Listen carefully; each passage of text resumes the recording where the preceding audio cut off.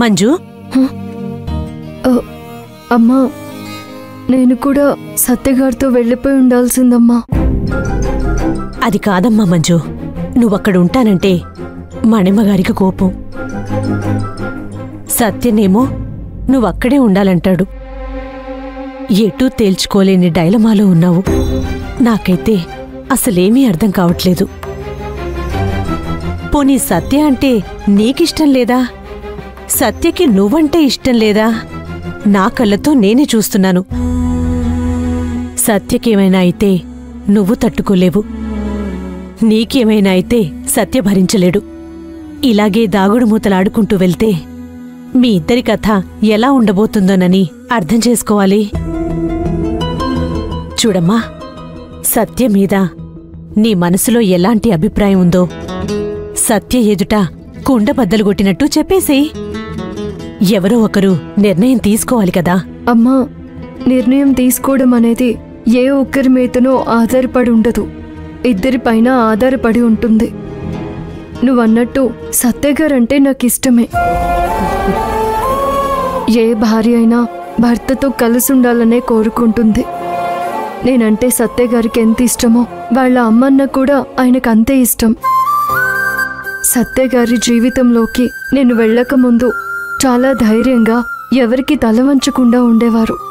అలాంటి వ్యక్తి ఇప్పుడు అటు తల్లికి ఇటు భార్యకి మధ్య నలిగిపోవడం నాకిష్టం లేదమ్మా. అందుకే ఏ విషయమూ చెప్పలేకపోతున్నాను. ఈ విషయంలో డెసిషన్ తీసుకోవాల్సింది సత్యగారే.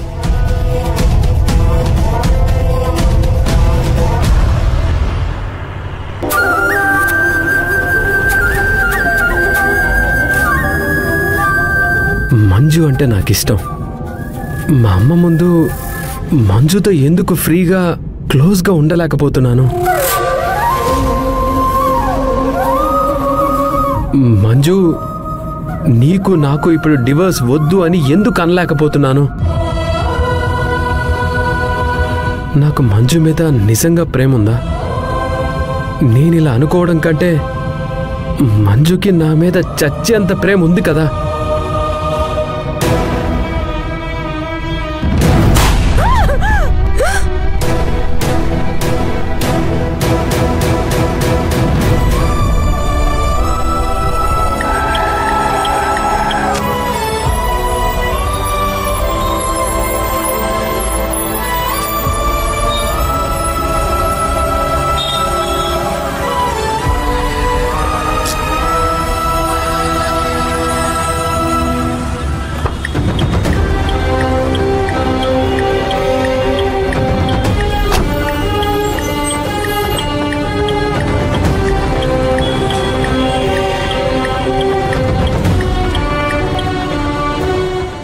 మంజుని వాళ్ళింట్లో వదిలేసి వెళ్తుంటే నా ప్రాణాన్ని అక్కడే వదిలేసి వెళ్తున్నట్టుగా ఉంది. నువ్వు లేకుండా నేనింటికి వెళ్ళలేను మంజు.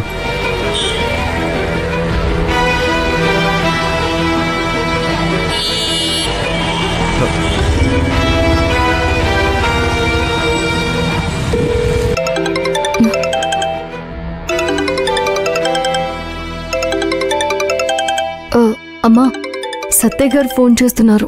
ఏంటో మాట్లాడు. సత్యగారు. మంజు, నువ్వు లేకుండా ఇంటికి నేనొక్కడే వెళ్ళాలనిపించట్లేదు.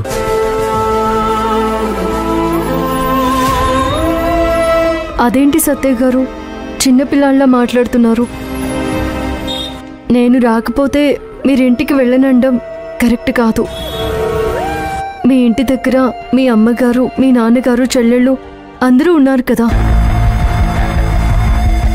అందరిలో నువ్వు లేవు కదా. ఇదంతా కాదు మంజు, నేనిప్పుడే నిన్ను తీసుకెళ్ళడానికి వస్తున్నాను. నువ్వు రెడీ అయ్యుండు. సత్యగారు, నేను చెప్పేది వినండి. నేను వినేది ఏమీ లేదు. నువ్వు రెడీగా ఉండు, నేను వచ్చి తీసుకెళ్తాను.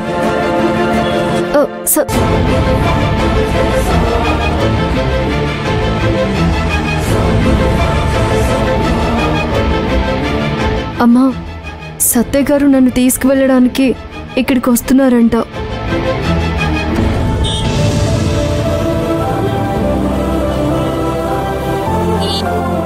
నువ్వే అన్నావు కదమ్మా, నిర్ణయం తీసుకోవాల్సింది సత్య అని. ఇప్పుడు నిర్ణయం తీసుకునే వస్తున్నాడు. నువ్వు రెడీగా ఉండు.